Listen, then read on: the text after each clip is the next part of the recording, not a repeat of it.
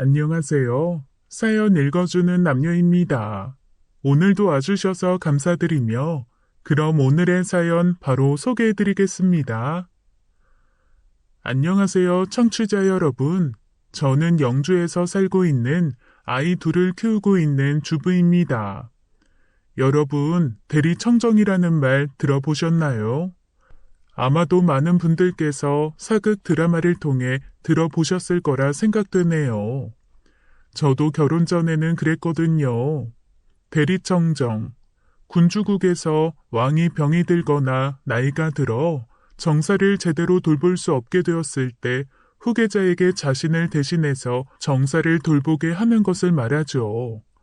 대한민국은 투표를 통해 국민의 대표인 대통령을 뽑는 공화국이니 저희는 대리청정이라는 것을 절대 겪어볼 수 없습니다. 사극을 통해서나 들을 수 있죠. 그런데 저희 시댁은 아니었어요. 저희 시댁 완전 왕정시대 느낌이거든요. 제가 결혼하고 얼마 안 가 대리청정이라는 것을 제 눈으로 직접 볼 수 있었습니다. 저희 시댁에선 시아버지께서 왕처럼 군림하고 계시거든요. 그리고 그 밑에 시어머니께서 영의정이고 아주버님께서는 세자 정도 되겠네요. 저희 부부야 뭐 무지렁이 민초고요. 시아버지께서는 작은 과수원을 갖고 있으세요. 제가 결혼하고 얼마 안 가 아주버님이 그 과수원 운영을 대리로 맡게 되었어요. 한마디로 대리 청정을 하는 순간이었죠. 그걸로 우리 형님 어깨가 얼마나 높아졌는지 몰라요. 광대는 높아지다 못해 하늘로 승천했죠. 시아버지 과수원을 아주버님 부부가 물려받는다고 생각하니 절로 기분이 좋았나 보더군요. 그런데 여러분 그거 아세요? 대리청정은 잘해야 본전이라는 것을요. 잘하면 모두 왕의 덕이 되는 것이고 못하면 무능한 세자 잘못이 된답니다. 형님은 그걸 생각 못했던 거였죠. 제가 결혼하고 1년쯤 되었을 때였어요. 시아버지 건강검진을 시켜드렸습니다. 지금까지 한 번도 받아보신 적이 없다더군요. 세상에나 그러면서 어찌나 건강에 자신하시던지요. 쓸데없이 돈 써가면서 뭐하러 이런 걸 받아? 봐라, 내가 아직도 알통이 나오는 사람이다. 네, 아버님. 요즘은 건강한 사람도 주기적으로 이런 거 받아요.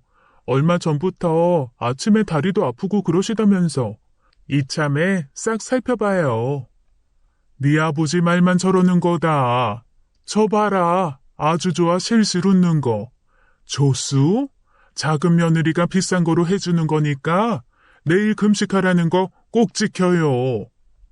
시아버지께서는 약주를 그렇게 즐겨 드세요. 매일 반주로 소주를 드시는데 저는 그 모습이 그렇게 걱정되더라고요. 그래서 큰마음 먹고 최고급으로 건강검진 예약을 했죠.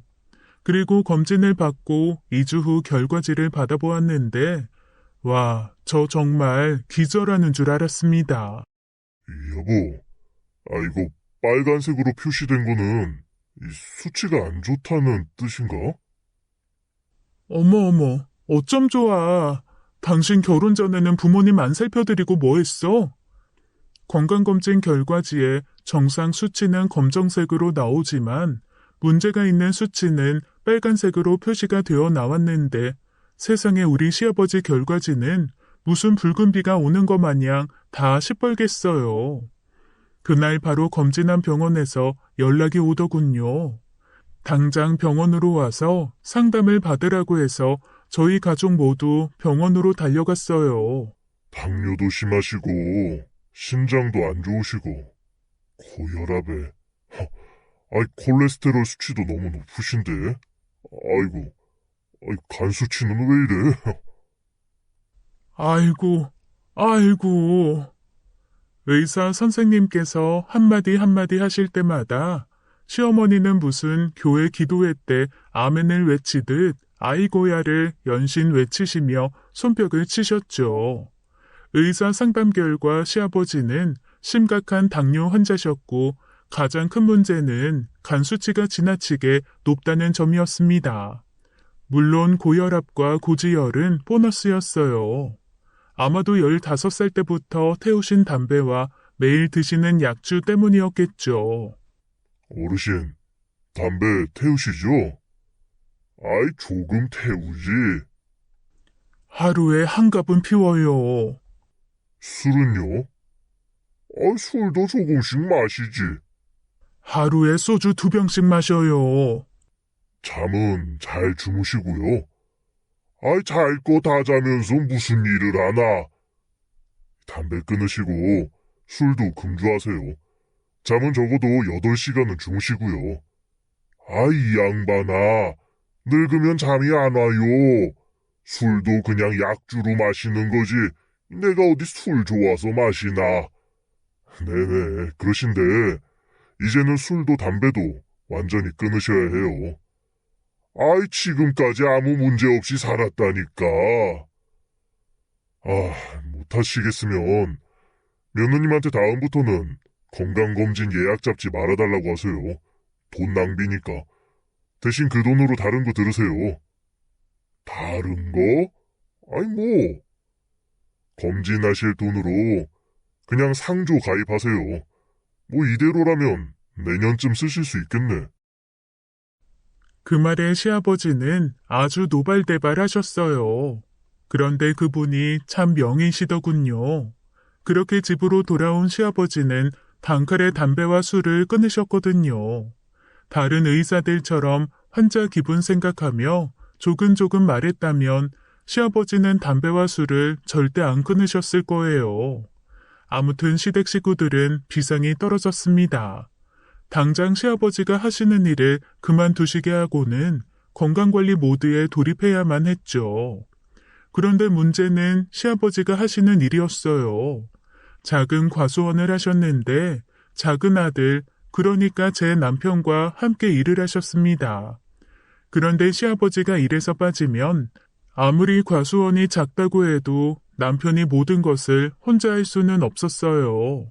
그래서 어찌 해야 하나 고민하고 있는데 아주버님께서 그 고민을 해결해 주셨죠. 아주버님은 4년제 대학을 졸업한 저희 동네 한정 엘리트였어요. 결혼 후 안동에서 형님과 함께 키즈 카페를 운영하고 있었죠. 그런데 요즘 이런 지방 동네에 어디 아이들 구경하기가 쉽나요? 아주버님이 운영하는 키즈 카페는 매일이 파리가 날렸습니다. 힘들어 죽겠어. 요즘에는 가게 월세도 내기 빠듯해. 그래서 인테리어 비용 조금 들여서라도 지금 하는 키즈 카페 접고 호프집 하려고 했지. 방방도 있는 호프집 끝내주지? 하하. 그러던 차에 시아버지 소식을 들은 아주버님께서 하시던 키즈 카페를 정리하고 귀향을 결심하신 거였어요. 남편과 아주버님은 나이차가 좀 있어요. 이때 당시 남편이 34살이었고 아주버님이 42살이셨죠. 그래서 그런지 남편은 어렸을 때부터 아주버님을 아주 잘 따랐다고 합니다. 그래서 그런지 수년 만에 귀향하는 아주버님 소식에 남편 입이 귓가에 걸리더군요.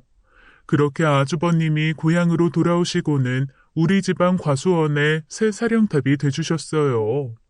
저를 포함 온 가족의 기대가 컸습니다. 배우신 분이니까요. 저도 전문대 출신이고 남편은 고졸이었거든요. 시부모님은 말할 것도 없고요. 그런데 아주버님 부부는 두 분 다 대학까지 졸업한 학사였어요. 그렇게 기대를 품고 아주버님을 맞이했는데 세상에 오시자마자 대형 사고를 치시더군요. 이야, 거의 박물관이네. 이거 작동해요? 시부모님께서 무척이나 검소하신 분들입니다. 그래서 시부모님 집안 가구는 말할 것도 없고 전자제품까지 정말 오래된 것들이거든요. 텔레비전이 아직도 브라운 TV예요. 옛날에 쓰던 화면이 볼록한 TV요. 냉장고도 얼마나 오래 쓰셨는지 이제는 색이 다 바래서 노랗게 된 냉장고를 쓰시거든요. 아버지, TV랑 냉장고 다 바꾸세요. 하는 김에 김치 냉장고도 드리고. 아이, 멀쩡한 걸 왜 바꿔? 아버지는 이게 멀쩡해요? 아버지 집 지금 당장 입구에서 표 받아도 되겠어요. 근대 박물관으로요.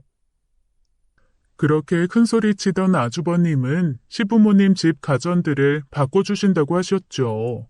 그런데 아무리 기다려도 이 물건들이 올 생각을 안 하는 거예요. 너는 큰소리는 그렇게 치더니 어떻게 된 거야? 뭐 직접 만들어 오는 거냐? 아이, 참, 엄마도 좀 기다려봐. 인터넷으로 잘 알아보고 주문했는데 저렴하게 사서 그런가? 시간이 좀 걸린대. 그렇게 일주일을 넘게 기다려도 아주버님이 주문했다는 가전들은 올 생각을 전혀 안 했죠. 그러다가 어느 날 사과 박스만한 택배가 딱 배달 온 거예요. 아, 이게 TV랑 냉장고냐? 아버지도 참, 여기에 냉장고가 어떻게 들어가요? 아이, 내 말이, 네가 새로 산다고 해서 전파사하는 김씨한테 TV 다 팔았는데, 아이, 내 건 언제 오는 거냐? 이러다가 드라마 다 끝나겠다. 오는 중이에요. 아, 이건 제가 집에서 쓰려고 주문한 노트북이에요. 아버지, 노트북 알아요? 이 책만한 컴퓨터인데, 제가 이걸로 아버지 농사 지은 거 인터넷으로 팔아보려고 주문한 거예요. 이제 저만 믿어요, 아버지. 아주 매출을 10배쯤 늘려줄 테니까. 역시 우리 형, 듬직하다니까. 아, 난 형만 믿고 있어. 남편 말에 기분이 좋아진 아주버님이 콧노래까지 흥얼거리며 노트북이 들어있는 택배 박스를 딱 열었는데 세상에 뭐가 들어있는 줄 아세요? 벽돌이네? 와, 사과 박스만한 택배 상자에 벽돌이 딱 2개 들어있고 생수 한 병이랑 부채 하나 들어있더라고요. 이럴 리가 없는데? 이게 뭐지? 제대로 찾아봐. 이거 맞아?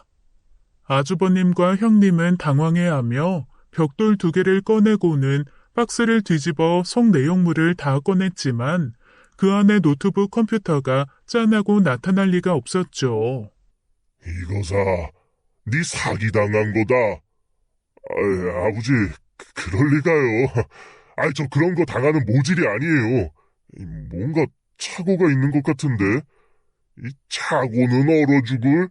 이놈아, 올해 68이나 먹은 나도 알겠다. 너 사기당한 거, 모질이 같은 놈. 아니에요. 사기라니. 그럼 이 물하고 부채는 뭐예요? 배송이 잘못된 것 같은데? 사기당해서 열받을 테니까, 물 마시고 부채질하면서 열 식히라고 들어있는 거 아니냐, 이 모질아. 와, 아주 제대로 사기 당하셨더라고요. 그런데 문제는 시댁 가전 바꿔준다고 주문한 냉장고하고 TV도 모두 같은 업자한테 주문을 한 거였어요. 현실 부정을 하던 아주버님은 결국 파출소에 달려가 신고를 했지만 소용없었죠. 이미 여러 번 신고가 접수된 계좌였어요. 사기꾼이 맞았죠. 아무튼 요렇게 아주버님은 자신의 귀향 이벤트를 스스로 파격적으로 해내셨습니다. 아주 절대 잊을 수 없는 강렬한 인상을 남기고요. 이쯤 되니 시아버지 과수원의 새로운 사령탑이 된 아주버님에 대한 우려가 생겼죠. 괜찮은 거겠지? 생각보다 아주버님이 허점이 많으신 것 같은데. 무슨 소리. 사기꾼들이 대놓고 사기치려면 누가 안 당해. 너무 걱정 마. 우리 형 진짜 똑똑한 사람이야. 남편의 큰소리와 다르게 아주버님의 사고는 매일매일 이어졌죠. 그럴수록 시아버지의 목소리도 커졌어요. 누가 이따위로 접붙이기 한 거냐? 네? 뭐 잘못됐어요? 제대로 한 것 같은데. 보통 저희 과수원에서는 매년 봄쯤에 새로운 사과나무를 심고 있어요. 겨울 동안 냉해를 입어 동사한 나무들을 뽑고 그 자리를 채우는 작업을 하거든요. 묘목을 사다가 심으면 편하긴 하지만 최근 사과나무 묘목값이 엄청나게 올라서 비싸거든요. 무엇보다 접붙이기 할 때 두 품종 접붙이기도 가능해서 저희는 한 나무에 두 가지 품종의 사과가 나도록 직접 접붙여서 사용하곤 합니다. 그런데 아주버님께서 이 접붙이기를 엉망으로 하신 거였죠.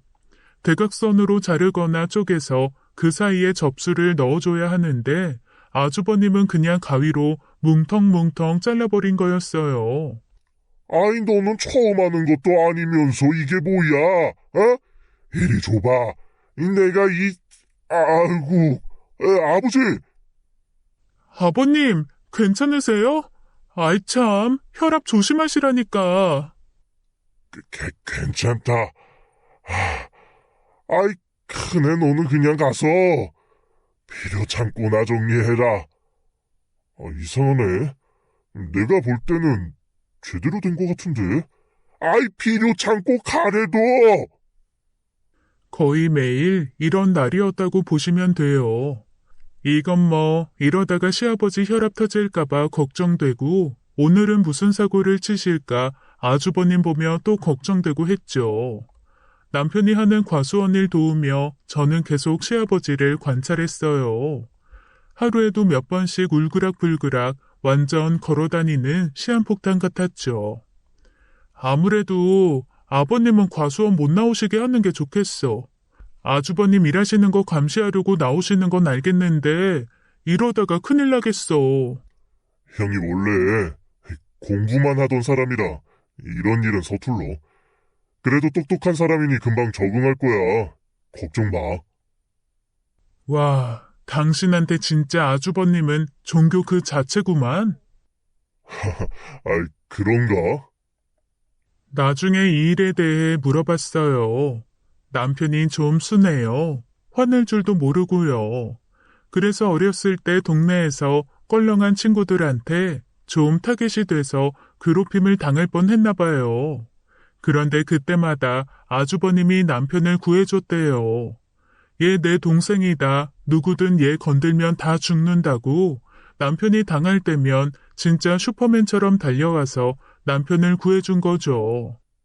그때부터 형은 내 히어로야. 뭐 나도 나이 먹어보니 이제는 알지. 형도 그냥 평범한 사람이라는 거. 그래도 나한테 형은 형이야. 남편은 아주버님에 대한 믿음이 장난 아니더라고요. 형제가 노예가 좋으면 나쁠 건 없었죠. 그렇게 아주버님이 시아버지 과수원에 오셔서 일한 지 2년이 흘러갔습니다. 그 사이 저도 임신을 해서 남편을 꼭 닮은 아들을 낳았습니다. 형님도 아들 둘을 키우고 있었기에 이 작은 시골 마을에 저희 시댁만 애들로 북적였어요. 그러던 어느 날이었어요. 저는 아들이 갓 돌이 지나서 과수원에 나가지를 못하고 있었죠. 그래도 집에만 가만히 있을 수는 없잖아요. 가볍게 새참거리를 준비해서 아기는 시어머니에게 잠시 맡겨두고 과수원으로 향했습니다. 가다가 생각보다 너무 힘들어서 길 옆 나무 그늘에 대자로 누워서 쉬고 있었죠. 그때 의도치 않게 이상한 이야기를 들었어요. 제가 쉬던 길가 옆에 배추밭이 있었는데 그곳에서 동네 주민 두 분이 이야기를 나누고 있었습니다. 그 대화 소리가 들린 거였죠. 저희 과수원에는 일손이 부족할 때 일해주시는 분이 두 분 있거든요. 한 분은 동네 주민들 모든 비밀을 다 알아야만 하루 일과를 끝내고 잠들 수 있는 오지랖 대왕, 아주버니였고 다른 한 분은 베트남에서 한국으로 시집온 새댁이었어요. 한국에 온 지 3년 됐다고 했는데 한국말은 저보다 잘하더군요. 특히 다른 사람 뒷담화 할 때는 거의 랩 수준으로 말을 빨리 하는 새댁이었는데 지금 딱 그랬죠. 과수원집 큰 사장님 참 요상합니다. 뭐가 요상해? 왜? 뭐 이상한 거 봤어? 제가 1년 전부터 관찰했습니다. 가만 보면 사장님께서 둘째 아들한테는 큰 실수가 아닌 거에도 모자른 놈이라고 화를 내시지 말입니다. 그렇지. 나도 자주 봤지. 그래서? 그런데 말입니다. 첫째 아들인 작은 사장님은 하루에 24번 사고를 치시거든요. 그런데 이상하게 큰 사장님이 작은 사장님한테는 크게 화를 안 내십니다. 아이고, 난 또 뭐라고. 큰 사장님도 아시는 거지. 작은 사장님 일 칠 때마다 화내시면 자기 혈압 터져서 제명에 못 산다는 거. 아닙니다. 이건 큰 사장님이 작은 사장님한테 다른 마음을 품고 있는 게 분명합니다. 다른 마음? 네, 작은 사장님한테 과수원 다 물려주려고 그러시는 게 분명합니다. 장손한테 다 줘버리는 게 한국 문화 아닙니까? 그러니까 첫째한테 정성을 다하시는 거겠죠. 가만 보면 한국 참 이상한 나라입니다. 에휴, 둘째 아드님만 불쌍해서 어쩝니까? 이러다가 축계 막리하겠습니다. 축계 뭐? 축계 막리 모르십니까? 닭 쫓던 게 지붕 쳐다본다는 말입니다. 둘째 아드님이 16년을 과수원에서 일하셨다는데 2년이란 형한테 다 뺏길 상황이니 하는 말입니다. 에휴, 둘째 아드님 너무 가긍합니다. 가긍? 가긍한 건 또 뭐야? 아이 정말 불쌍하고 가엾다는 뜻입니다. 아주머니 한국 사람 맞습니까? 자기는 참 이상한 말도 많이 알아. 한국말 어디서 배운겨? 그렇게 아웅다웅하는 그분들을 뒤로하고 조용히 그 자리를 벗어났어요. 저분들이 말하는 작은 사장님은 아주버님을 뜻합니다. 얼마 전부터 동네 사람들이 아주버님을 다 저렇게 부르더군요. 과수원집 작은 사장님이라고요. 전 아주버님을 작은 사장님이라고 부르는 게 썩 유쾌하지는 않았어요. 저희 남편 고등학교 졸업하고 시아버지 과수원에서 16년째 일하고 있습니다. 아주버님은 이제 이 과수원에 오셔서 일한 지 2년뿐이 안 되었고요. 물론 시아버지 과수원은 곧 우리 거다라고 생각하며 있었던 건 아니지만요. 저도 사람인지라 빈정이 상하더라고요. 너무 속이 상한 나머지 논길에 앉아서 새참으로 준비한 막걸리를 혼자 먹어버렸어요. 한 잔 마시고 길가 잡초 뜯어다가 던지고 또 한 잔 마시고 드러누워 버리고 했죠. 그런데 문제는 제가 술을 못 마신다는 거였어요. 그때 알았네요. 막걸리를 그렇게 마셔본 적이 없었거든요. 한두 잔 마시다 보니 한 방에 훅 갔는데 진짜 세상이 뱅글뱅글 돌더라고요. 간신히 정신 부여잡고 집으로 기어갔죠. 딱 거기까지만 기억나더라고요. 집에 도착했다는 안도감에 정신줄을 놓았나 봐요. 눈 떠보니 저희 부부방이었고 깜깜한 한밤중이었습니다. 코 고는 소리가 들리는 걸로 봐서는 다들 자고 있었죠. 에라 모르겠다. 집에 왔으니 괜찮겠지라는 생각으로 다시 자버렸어요. 다음날 아침 일찍 일어났는데 시어머니가 먼저 일어나서 제 해장국을 끓이고 계시더라고요. 어머님, 죄송해요. 제가 할게요. 이리 주세요. 냅둬라. 내가 이런 거라도 해야지. 너한테 덜 미안하지. 네? 미안하다니요? 그때 남편이 씻고 샤워실에서 나오더라고요. 수건으로 머리를 말리며 제게 말했죠. 사장 며느님, 기침하셨어요? 어? 당신까지 무슨 소리야? 당신 간밤에 아주 제대로 웃겼잖아. 뭐라고? 저는 하나도 기억이 안 났어요. 그런데 남편이 저렇게 말하니 희미하게 기억이 떠오르더군요. 물론 그 기억도 사진을 보는 것처럼 아주 단편적인 기억들이었어요. 그 기억 중 하나는 제가 거실에서 울면서 뱅글뱅글 굴러다니는 기억이었습니다. 왜 그런 건지는 기억도 안 나더군요. 저는 부끄러움이 머리끝까지 차올랐습니다. 급하게 남편을 잡아 끌어 저희 부부방으로 들어갔죠. 사장 며느님? 그건 무슨 말이야? 어젯밤에 내가 뭐라고 했는데 뭐 실수한 거 없어? 아이 진짜 기억 안 나? 아니면 안 나는 척 하는 거야? 그래, 기억 하나도 안 나니까 자세히 말해봐. 나 무슨 실수했어? 사장 며느님은 대체 무슨 소리야? 기억 안 나면 그냥 기억하지 마. 기억해봤자 당신만 괴로워. 빨리 말 못해? 나 지금 심각해. 그런데 남편은 웃기만 할 뿐 입을 열지 않았죠. 그때 시어머니께서 저희를 부르셨어요. 둘째아가 나와라. 해장해야지. 민준이 너도 어여 나와. 밥 먹어라. 급히 나가보니 이미 해장국을 다 끓여서 식탁에 올려두셨더라고요. 죄송하고 민망해서 고개도 못 들고 있는데 시아버지께서 방에서 나오셨죠. 아이, 사장 며느님, 나오셨어요. 입맛에 안 맞아도 정성을 생각해서 맛있게 식사하십시오. 아버님, 죄송해요. 속상하면 술 마실 수도 있는 거지. 잘했다. 그렇게라도 풀어야지. 어여 먹거라. 나중에 남편에게 이야기를 들어보니 제가 막걸리를 먹고 왕창 취해서는 시부모님에게 주정을 부렸다고 하더라고요. 장난도 아니었어. 완전 취해서는 울다가 웃다가, 정말. 아니, 난 당신 무슨 빙의한 줄 알았잖아. 그렇게 심각했어? 남편이 자세히 말을 해주는데 정말 너무 부끄러워서 방 밖을 나가지를 못하겠더군요. 고성방가의 오바이트까지 거실 한복판에 했다고 하더군요.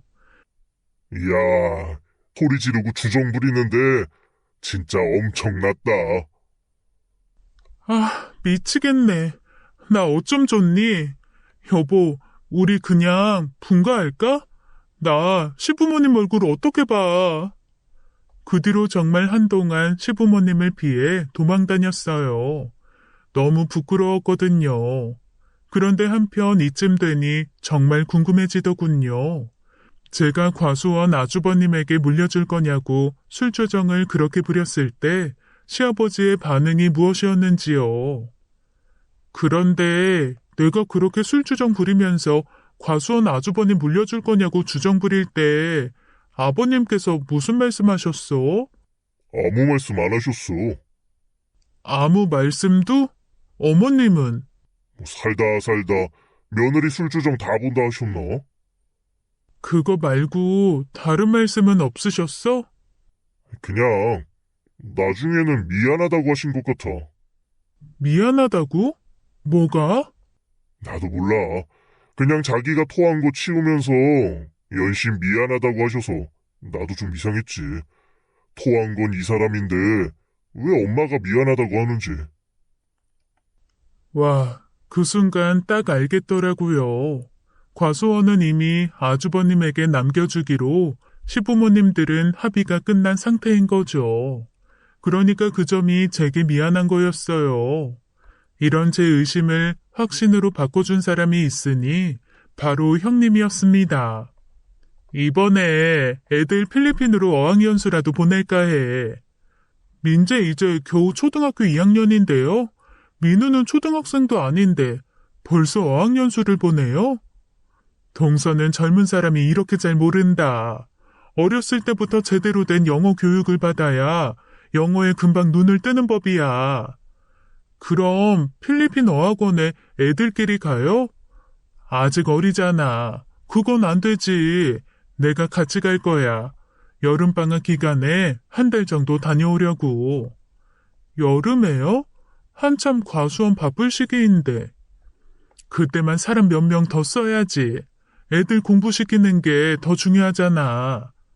어학연수면 비싸지 않아요? 비싸지. 인당 한 500쯤은 하는 것 같더라고. 그렇게나 비싸요? 형님 키즈카페 빚잔치 하셔서 돈 없으시다더니. 요즘 과수원 잘 되잖아. 돈 잘 벌 때 하고 싶은 거 하면서 살아야지. 최대한 맞춰주면서 이야기를 했지만 조금씩 웃으며 맞장구 쳐주기가 불편했어요. 형님 부부도 시아버지 과수원에서 월급 받으며 일하시는 입장인데 가장 바쁠 시기에 아무렇지 않게 한 달간 해외에 가 있겠다고 말하는 것도 불편했는데 과수원에서 나오는 수익이 마치 자기 것이라도 되는 양 말하는 형님이 상당히 불편했죠. 에이, 어떻게 그래요, 형님. 그래도 과수원 수익은 아버님 건데 저희가 마음대로 건드릴 수는 없죠. 무슨 소리야, 동서. 아버님 은퇴하신 거야. 그리고 우리 부부가 이 과수원 이어받은 거잖아. 지금 아버님이 과수원에 나오는 건 그래, 우리 남편한테 인수인계 해주는 것 때문에 나오시는 거지. 네? 무슨 소리세요? 저는 그런 소리 들어본 적 없는데 아버님이 그렇게 말씀하셨어요? 말씀은 안 하셨지만 그걸 꼭 말을 해야 알아? 장남을 부르신 것 자체가 이제 그만 과수원을 물려주신다는 거지. 그런 억지가 어디 있어요. 저희 남편이 여기에서 벌써 16년째 일하고 있어요. 그런데 이제 고작 2년 일하신 아주버님이 과수원을 차지한다니 그건 말이 안 되죠. 차지한다니? 말에 가시가 좀 있네, 동서. 그때 시어머니께서 옆 창고방에서 나오셨어요. 아마도 저희 대화를 모두 들으신 듯 했죠. 너는 어디 손이 형님에게 목소리를 높여? 원래 그렇게 버릇없는 애였냐? 죄송해요, 어머님. 그런데 형님께서 이상한 소리를 하셔서. 무슨 소리? 그게 아니라요, 어머님. 넌 과수원 일한 지 얼마나 됐다고 벌써부터 과수원에 욕심을 부려? 누가 너희한테 과수원 물려준다고 말하디? 그건 아니지만 아니면 아닌 거다. 괜히 말에 살 붙이지 말거라. 그렇게 말씀하시고는 시어머니께서는 과수원 일을 하러 가셨죠. 저는 그 뒤를 따라가며 속으로 생각했어요. 다행이라고요. 형님이 과수원의 새 주인이 된다는 게 사실이 아니라 그저 형님의 상상이라는 것을 확인하자 안도감이 밀려왔죠. 저도 과수원에 욕심이 안 난다고 하면 거짓말일 겁니다. 그런데 그것보다 억울함이 더 컸어요. 남편은 대학도 안 가고 20살부터 과수원에서 일을 했죠.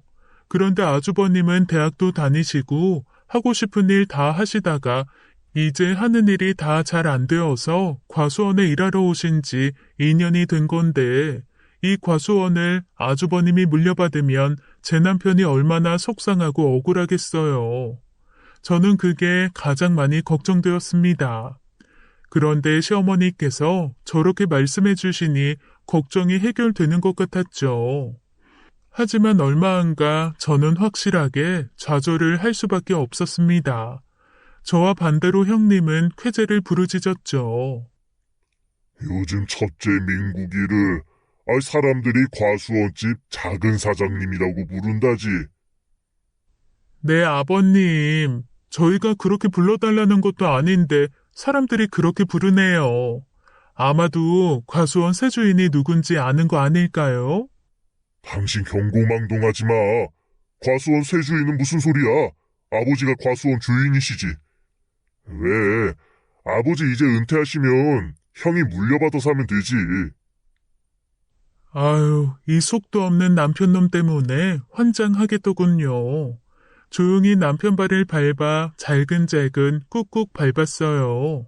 그래서 너희들 불렀다. 4일 전에 집안 며느리들끼리도 이 문제로 얼굴 붉혔다고 하더구만. 아버님, 이참에 확실히 말씀 주세요. 아버님 건강 때문에 과수원 운영도 어려우신데 새로 과수원은 누가 물려받아서 이끌어 나가면 될까요? 말씀해 주세요, 아버님. 이러다가 며느리들끼리 우애 상하겠어요. 안 그래, 동서?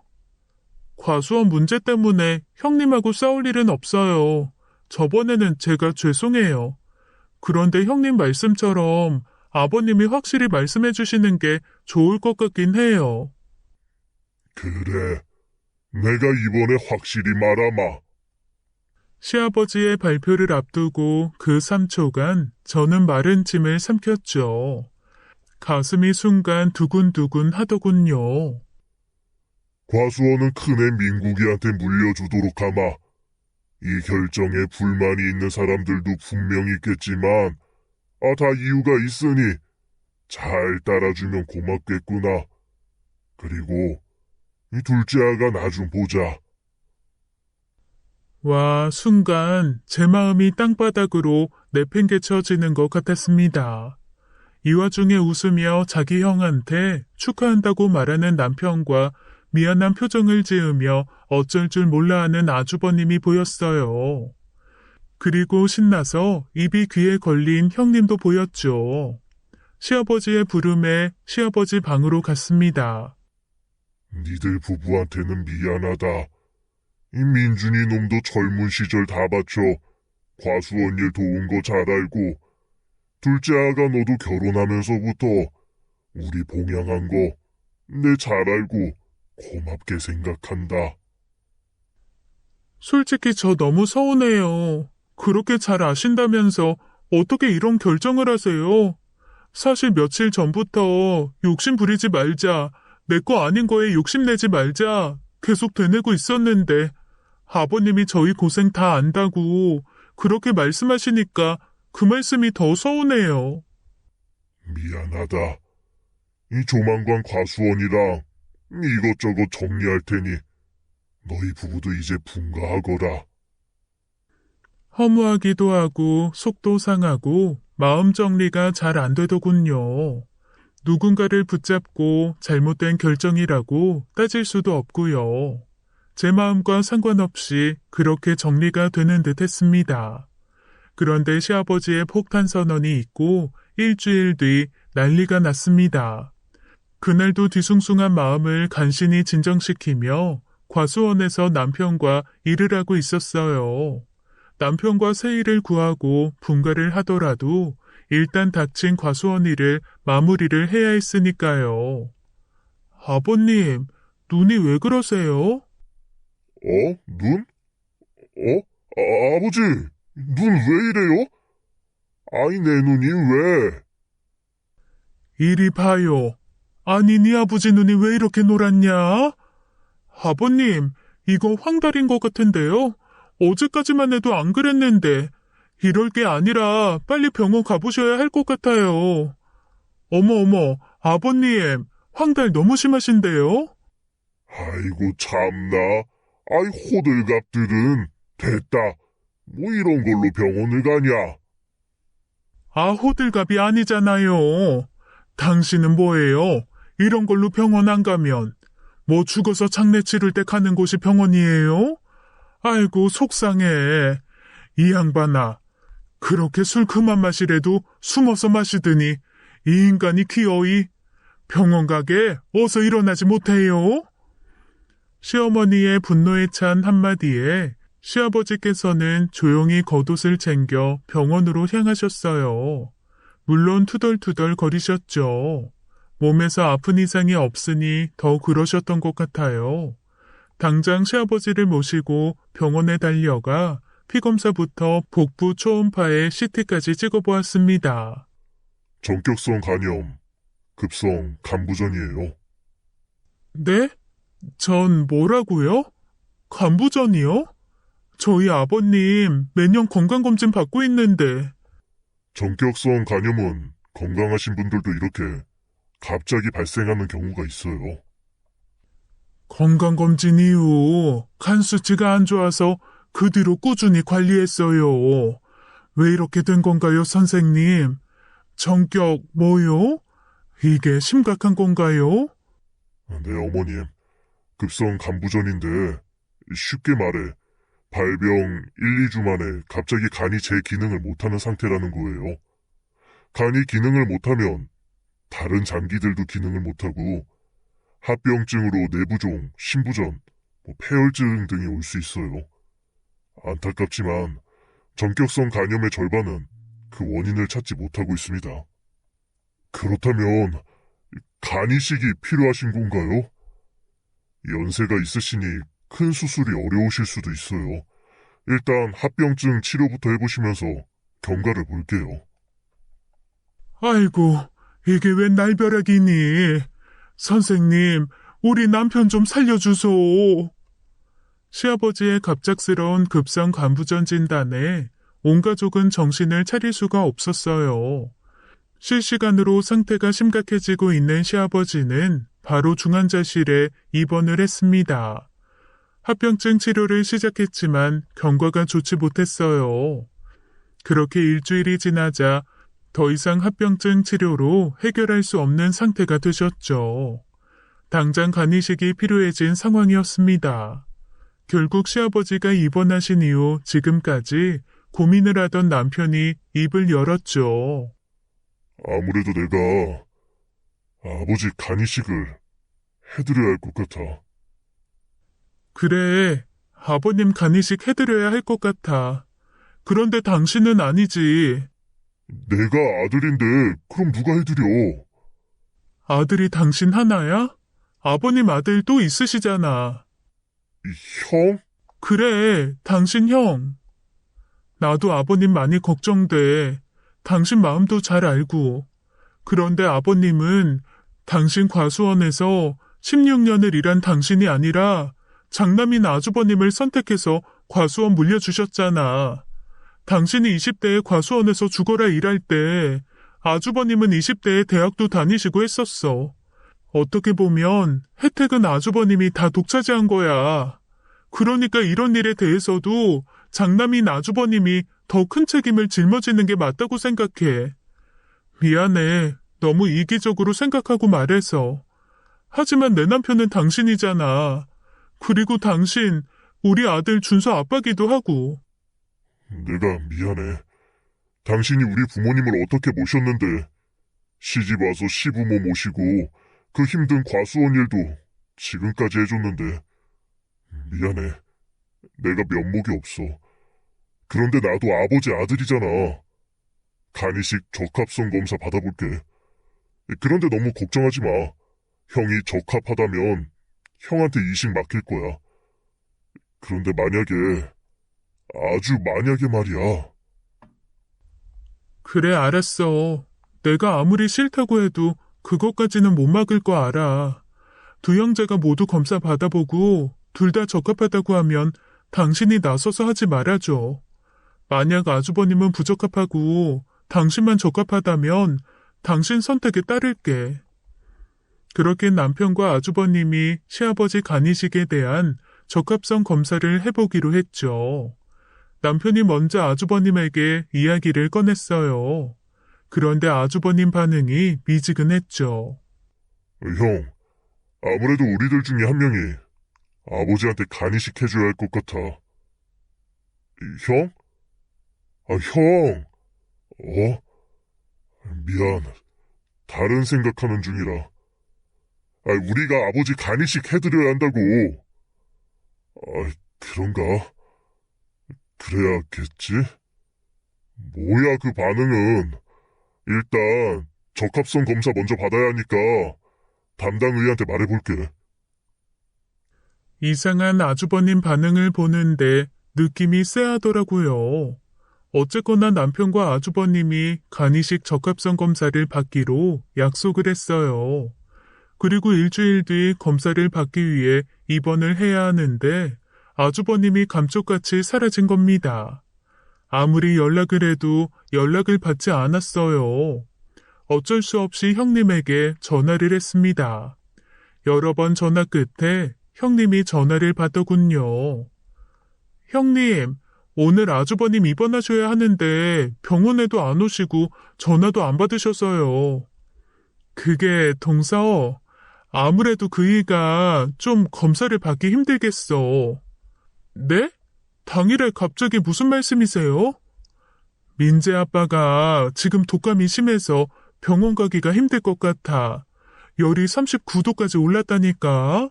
가서 독감 옮기면 큰일이잖아. 어제만 해도 멀쩡하셨던 분이 무슨 갑자기 독감이요. 제가 따지고 들자 전화도 꺼두고 잠수 탔던 아주버님이 형님 전화를 빼서 들더군요. 여보세요? 재수씨, 나 정말 아파서 그래요. 이러다가 병원 가서 아버지한테 독감 옮기면 더 큰일이잖아요. 아프시다고요? 그래요. 할 수 없죠. 미안해요, 재수씨. 민준이한테, 아버지한테 간이식 꼭, 좀 미룰게요. 병원에 이야기해서 검사 좀 미룰게요. 네? 아니, 지금 아버지 상태가 얼마나 위태위태한지 모르세요? 당장 이식해드려도 시원찮을 판에 미루다니요. 그렇게 걱정되시는 분이 독감 걸리셨다고 검사를 미루세요? 독감 걸렸어도 검사는 되니까 오세요. 검사만 하고 귀가하시면 되잖아요. 아버님 마주할 일도 없는데 독감 옮길까봐 걱정된다는 게 무슨 말도 안 되는 말이에요. 재수씨, 정말 너무하시네. 아, 전화 좀 바꿔봐. 여보세요? 동서, 내가 옆에서 듣다 정말 너무하네. 아버님 아프신데 간 그거 자식 중에 줄 수 있는 사람이 아무나 주면 되는 거 아니야? 간이식 별거 아니야. 수술 끝나면 3개월이면 거진 다 회복한다더라. 그런 걸 가지고 왜 이렇게 예민하게 굴어, 동서? 그래요? 그럼 형님이 오셔서 검사 받으세요. 3개월이면 회복한다고요? 3개월 그까짓 거 형님이 하실 과수원 일 제가 3개월 동안 다 할게요. 됐죠? 어서 병원 오세요. 아무튼 지금 민재 아빠 아프니까 서방님한테 먼저 검사 받으라고 해. 우리는 나중에 가서 받을 테니까. 나중에 언제요? 뚜뚜뚜. 형님은 오지도 않을 나중에를 외치고는 전화를 끊어버렸어요. 다시 전화를 해보았지만 전화를 꺼두었더군요. 정말 너무 화가 나더라고요. 어쩜 저럴 수가 있나 싶었어요. 제가 참지 못하고 눈물을 보이자 남편이 저를 위로해 주었습니다. 미안해. 나까지 울어서. 지금 울고 싶은 사람은 당신일 텐데 미안해. 결국 그날 적합성 검사를 위한 입원은 남편이 혼자 하고 말았죠. 간이식 적합성 검사는 하루 만에 모두 못해요. 1차, 2차 나눠서 하거든요.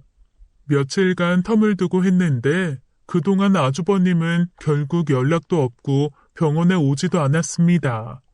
그나마 다행히도 남편의 간은 시아버지께 이식할 수 있었어요. 그런데 이식 수술을 당장 할 수가 없었습니다. 시아버지 상태가 갑자기 안 좋아지셨거든요. 중환자실 대기실에 앉아서 상황을 기다리는데 눈물만 나더라고요. 어쩌면 시아버지께서 돌아가실 수도 있기에 아주버님 부부에게 계속 연락을 했지만 모두들 연락을 받지 않았어요. 심지어 큰조카는 핸드폰을 가지고 있었는데 큰조카 폰까지 꺼두었더군요. 남편이 의사에게 상황 설명을 듣기 위해 자리를 비운 사이 저는 시어머니와 함께 대기실에 앉아 있었습니다. 어머님, 죄송해요. 남편이 아버님에게 간이식 해드린다고 했었는데 제가 말렸어요. 과수원 아주버님이 받았으니 아주버님이 간이식 해야 한다고요. 죄송해요, 어머님. 아버님 잘못되시면 어쩌죠? 미안하긴. 다 저 양반이 자초한 거지. 둘째 네가 우리 봉양하면서 그동안 얼마나 잘했는데 둘째 네 욕할 사람 아무도 없다. 그런데 네 아버지도 다 그럴 이유가 있었어. 그러니까 속상한 마음 풀고 이해 좀 해주거라. 그렇게 대기실에서 시어머니께서는 상상도 못할 이야기를 해주셨어요. 첫째 민국이가 원래 우리 아들이 아니었다. 네? 그 말씀은 아주버님하고 남편이 형제가 아니라고요? 그래. 네 시아버지한테 형이 있었어. 나한테 시숙되시는 분인데 우리가 결혼하고 얼마 안 돼서 간암으로 돌아가셨거든. 민국이가 사실 시숙 아들이었다. 당시 7살뿐이 안 된 조카 민국이를 우리가 데려다 키운 거란다. 너무 충격적인 이야기였어요. 안타깝게도 당시 아주버님에게는 엄마도 없었다고 해요. 아주버님을 낳다가 돌아가셨다고 하더군요. 그러니 시부모님께서 조카를 받아주지 않았다면 정말 고아원에나 갈 상황이었다고 했습니다. 그 이유가 아니어도 시아버지의 형이 시아버지에게 워낙 잘해주셨대요. 그래서 시아버지가 형이 죽으며 남긴 아들을 절대 외면할 수 없었던 거였죠. 그리고 시아버지가 가지고 있던 과수원도 사실은 시아버지의 형, 그러니까 아주버님의 친부가 가지고 있던 과수원이라고 했습니다. 그러니 네 시아버지가 항시 그러더라고. 첫째 민국이가 힘들어지면 이 과수원 돌려줘야 한다고. 민국이가 과수원 원주인이 맞다면서 말이다. 네 시아버지가 한 고집 하지 않겠니? 그래서 첫째 민국이가 과수원을 물려받게 된 거야. 다만 우리도 쉬운 결정은 아니었어. 둘째 민준이에게 그게 얼마나 못할 짓인지 왜 우리가 모르겠니? 그런데 그렇다고 힘든 첫째 민국이를 외면하고 우리 아들 민준이한테 과수원을 주자니 네 시아버지가 죽어서 저승 갔을 때 형님 볼 면목이 없었던 거지. 미안하다. 대신 네 시아버지는 당신이 평생 모으신 2억 2천만 원 너희한테 주고 분가시키려고 했던 거야. 전 그것도 모르고 시기 질투만 했어요. 죄송해요, 어머님. 넌 아무 잘못 없어. 우리가 미안하다. 그렇게 오해를 풀고 저희 고부는 한마음으로 시아버지 의식이 돌아오기를 기도했죠. 저희 기도가 닿았는지 시아버지 의식이 돌아왔어요. 천만다행이었습니다. 의식과 기력을 어느 정도 찾은 시아버지께서는 아주버님을 찾으셨어요. 가족 중에 아주버님과 형님만 안 보였으니 당연했습니다. 그런데 거기에 대고 어떻게 말해요. 아버님 간이식 해주기 싫어서 병원에 안 나타나고 저희 연락도 피하는 중이라고요. 그저 대충 둘러대고 말았죠. 그러면서 간이식에 대한 이야기를 시어머니께서 시아버지에게 해주셨어요. 결국 남편이 시아버지에게 간이식을 하기로 했거든요. 그런데 그 사실을 안 시아버지께서 대노를 하셨습니다. 말이 되는 소리를 해. 어디 그딴 검사를 네가 받아? 제정신이냐? 아버지, 저희 형제 간 안 받으시면 뇌사자간을 기다리셔야 돼요. 그거 시간이 너무 오래 걸려서 기다리다가 아버지 큰일 나세요. 그러면 큰일 치르면 되는 거 아니야? 인명은 제천이라고 했다. 죽을 때 되면 죽는 게 순리야. 아버지, 간이식 받으시면 오래오래 사실 수 있으세요. 그런데 죽을 때라뇨. 이놈아, 이 부모가 돼서 자식 몸에 칼 대고 간 꺼내서 내 목숨 연명하고 싶겠냐? 난 못한다. 그냥 여기서 혀 깨물고 죽을지언정 그 꼴 못 봐. 상상도 못한 상황이었어요. 저희는 간이식 적합성 문제와 이식을 받으실 시아버지의 몸 상태만 신경 썼었어요. 가장 중요한 시아버지의 마음을 모르고 있었습니다.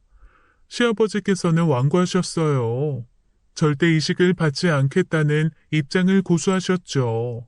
의사 선생님께서는 시아버지께서 지금은 상태가 괜찮지만 수일 안에 다시 폐혈증이 올 수 있고 만약 그렇다면 이번에는 돌이킬 수 없을 거라고 하셨습니다. 그래서 이식을 할 거라면 하루 이틀 안에 반드시 시아버지 설득을 하라고 했어요. 시간이 없었습니다.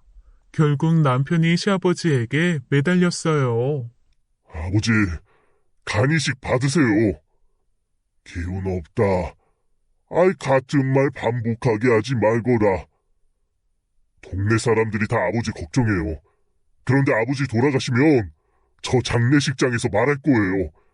간이식 받으셨으면 100세까지 사시는 건데 제가 간이식 안 해줘서 돌아가셨다고요. 네 아버지 협박하는 거냐? 네 간 받으라고. 아버지, 아들 동네에서 욕먹어서 쫓겨나는 꼴 보시고 싶거든. 계속 고집 부리세요. 네 마음대로 해라. 네가 그러면 난 죽기 전에 유언으로 영상 찍어서 큰애들이 보는 유튜브에 올려야겠다.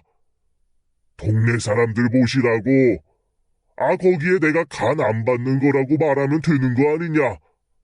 아이, 진짜. 왜 이렇게 고집을 부려요? 시아버지는 정말 설득이 안 되었어요.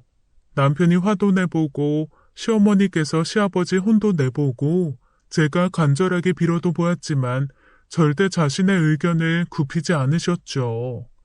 초조하게 시간만 자꾸 흘러갔어요. 정말 손에 땀이 나도록 초조하더군요. 그런데 그쯤 아주버님이 나타났습니다. 연락도 안 되던 아주버님 부부가 갑자기 나타나 깜짝 놀랐죠. 아버지는? 저희가 얼마나 애타게 아주버님 찾았는지 아세요? 어쩜 그렇게 병원에 안 오실 수가 있어요? 오셔서 아버님이라도 계속 보셨어야죠. 미안해, 동서. 죄송해요, 어머님. 저희가 입이 10개라도 할 말이 없어요. 이제라도 왔으니 됐다. 니들 걱정을 얼마나 했는지 아니? 죄송해요, 어머니. 아버지 상태는 어떠세요? 아버지 고비는 한 번 넘기셨는데 다음번 고비는 못 넘기실 거래. 그 전에 간이식 받으셔야 하는데 이식 절대 안 받으시겠다고 우기셔. 형, 나 정말 환장하겠어. 내 간 드린다고 말씀드려도 절대 안 받겠대. 그래, 내가 아버지 만나고 올게. 민준아, 형, 늦게 와서 미안하다. 그리고 아주버님은 시아버지를 만나러 갔어요. 저희 입장에서는 아주버님이 마지막 희망이었죠. 제발 아주버님이 시아버지를 설득해 주시길 바랬습니다. 그리고 마침내 아주버님이 시아버지 설득에 성공을 했어요. 간이식 수술에 이미 성공한 것처럼 온 가족이 기뻐했죠. 내 간 드리기로 했어. 그게 조건이야. 네 간이라니? 그게 무슨 말이야? 네 아버지가 그렇게 말을 해? 네 간이라면 이식받겠다고? 아니, 처음에는 아버지가 내 간도 절대 안 받는다고 화 엄청 내시더라고. 그래서 솔직히 말했어. 나 사실 아버지 간이식 해주기 싫어서 무서워서 도망갔었다고. 진짜야. 민재, 민우 엄마랑 나 부산 처가에 있었었어. 집에 있으면 간이식 적합성 검사 받자고 민준이가 나 찾으러 올 것 같았거든. 미안해요. 아버지가 나한테 어떻게 했는데 이런 식으로 배신해서요. 미안해요, 엄마. 그런데 나 부산에 있는 동안 거울을 보는데 내가 너무 쓰레기 같은 거야. 민재랑 민우 얼굴도 못 보겠더라고. 그런데 나 진짜 그냥 무서운 것뿐이었어. 미안해, 엄마. 죄송해요, 어머님. 너무 죄송해요. 무서운 거 맞다. 자식이라고 꼭 해줘야 하는 거 아니고, 그걸 못한다고 비난해서도 안 되는 거고. 아빠도 똑같이 말하더라. 내가 다 고백했는데 아빠 똑같이 말했어. 괜찮다고. 그래서 내가 말했어. 이렇게 아버지 보내면 나 평생 죄책감에 쓰레기 폐인처럼 살다가 죽을지 모른다고. 제발 내 잘못 바로잡을 기회 달라고. 그래서 아버님이 허락하신 거예요? 네, 그제야 간신히 허락하셨어요. 고맙다. 고마워. 결국 그렇게 아주버님 덕분에 이식 수술을 할 수가 있었죠. 아주버님은 바로 적합성 검사를 받으셨지만 시아버지에게 이식을 해주실 수가 없었어요. 간암이 발견되었거든요. 1기였어요. 시아버지에게 간이식을 해드리려고 하다가 기적적으로 발견한 거였죠. 아주버님의 친부도 간암으로 돌아가셨다니 가족력은 무섭더군요. 결국 시아버지에게 간이식은 남편이 해드렸어요. 아주버님께서 고개도 못 들 정도로 미안해했죠. 미안하다. 큰 소리 치고는 또 이렇게 뒤로 빠지게 됐네. 누가 해드리는 게 무슨 상관이야. 우리 둘 다 아버지 아들인데. 그래도 다행이다. 간암 일찍 발견해서. 다른 생각하지 말고 항암만 신경 써. 알았지? 형, 아프지 마. 이식 수술을 마친 시아버지는 건강을 되찾으셨어요. 수술이 잘 되어서 남편도 금방 건강해졌죠. 그리고 다행히 아주버님도 항암 후 완치 판정을 받았습니다. 그리고 퇴원한 아주버님이 어느 날 제게 말을 했어요. 재수씨, 저희 이민 가요. 네? 갑자기요? 이민이라뇨?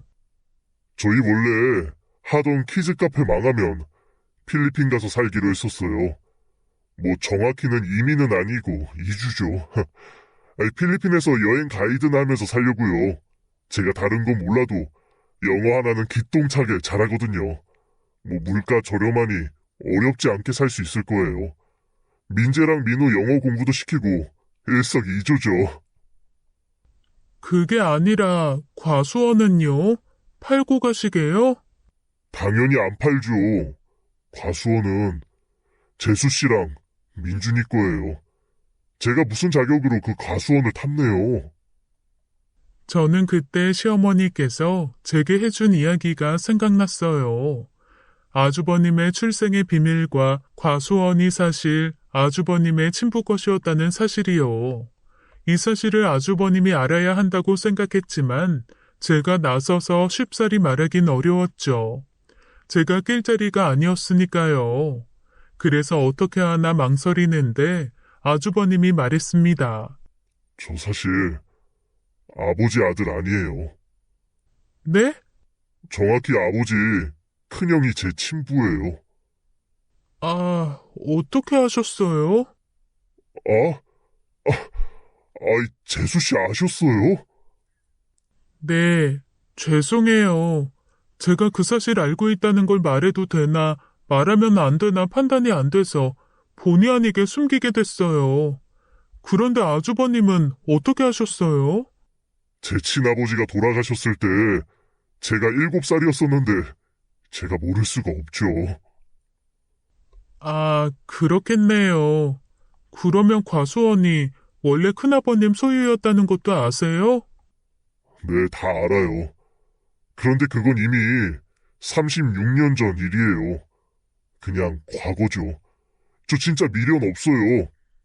이제 과수원 진짜 주인은 제 동생 민준이랑 재수씨예요. 민준이랑 저희 부모님 잘 부탁드려요. 염치 없지만 부탁드릴게요. 걱정 마세요. 아주버님께서도 건강 잘 챙기시고요. 아주버님 가족은 그렇게 몇 달 뒤에 필리핀으로 떠나셨어요. 그리고 저희 부부는 여전히 과수원 일을 하며 시부모님과 함께 살고 있습니다. 시아버지는 건강을 회복하시고는 여전히 과수원에 나오세요.